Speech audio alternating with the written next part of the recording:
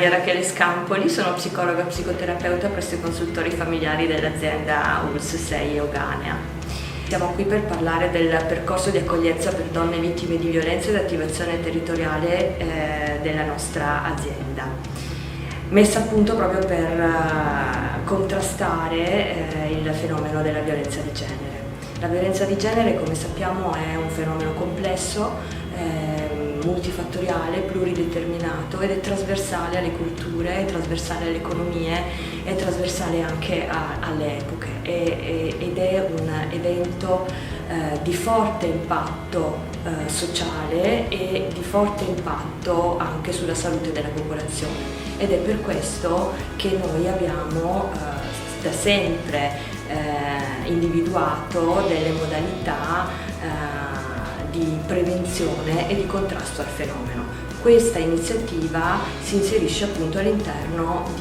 delle diverse iniziative che l'azienda sanitaria ha messo in atto negli anni. Entriamo adesso nel vivo di quello che prevede la procedura di accoglienza per donne vittime di violenza e attivazione delle reti territoriali della nostra azienda sanitaria. La donna che accede solitamente al pronto soccorso dei nostri ospedali troverà del personale pronto e preparato ad intercettare i segni di violenza anche laddove non venga esplicitata. Nel momento in cui i nostri sanitari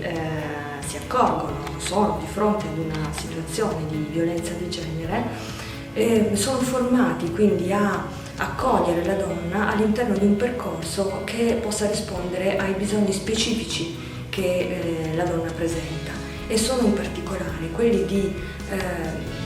essere accolte in un ambiente che possa consentire loro di sentire un'accoglienza che rispetti la privacy, che rispetti i bisogni di sicurezza, che rispetti i bisogni anche di celerità, cioè di riduzione dei tempi di attesa e di riduzione di tutti i passaggi al minimo indispensabile all'interno di quello che è il percorso di diagnosi e cura. Durante questo percorso, e tra l'altro sono previsti dei percorsi differenziati a seconda anche della tipologia di violenza, quindi parliamo di maltrattamento ma parliamo anche di violenza sessuale o di stalking, e dicevo sono previsti dei percorsi differenziati a seconda della tipologia di violenza, quindi presa in carico direttamente presso la ginecologia o l'ostetricia, ovvero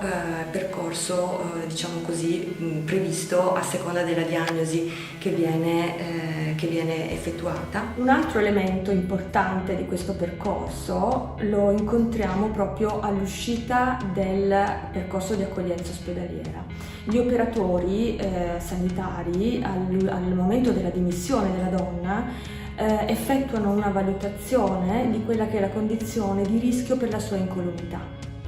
Attraverso un breve questionario i sanitari quindi saranno in grado di capire se la donna presenta una condizione di sufficiente sicurezza per la quale possa ritornare al proprio domicilio o presso parenti, ovvero se invece presenti delle condizioni di rischio. Nel primo caso, cioè nel caso che la donna presenti già delle condizioni di sicurezza, la donna comunque viene accompagnata a prendere contatto con i servizi territoriali, in particolare i centri antiviolenza con i quali l'azienda sanitaria ha una convenzione, e i consultori familiari che sono appunto interni all'azienda sociosanitaria.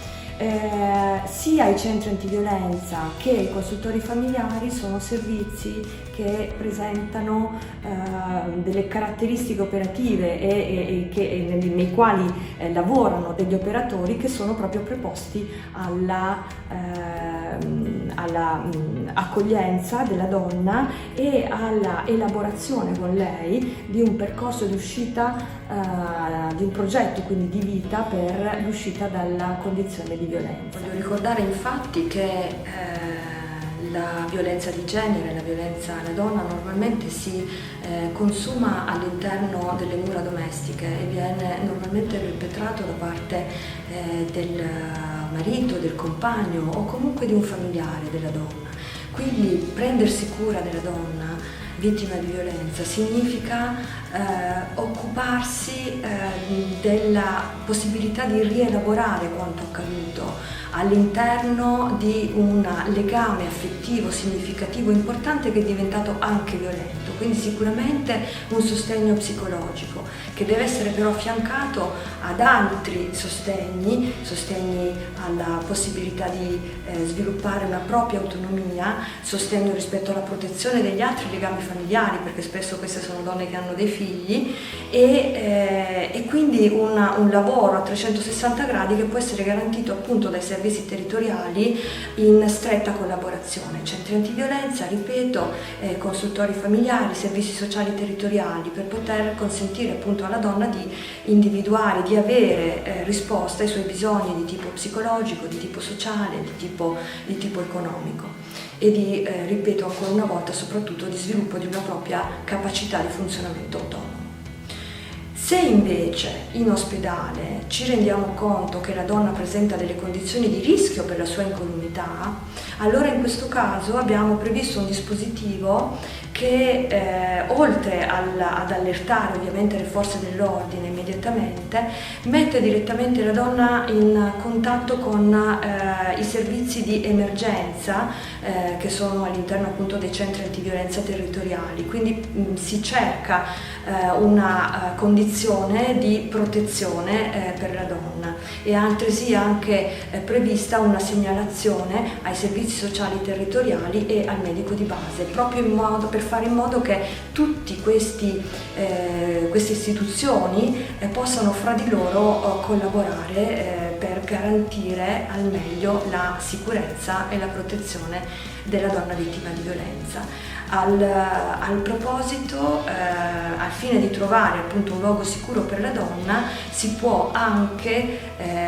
ricorrere ad un breve ricovero temporaneo della donna ed anche dei suoi figli, se proprio necessario.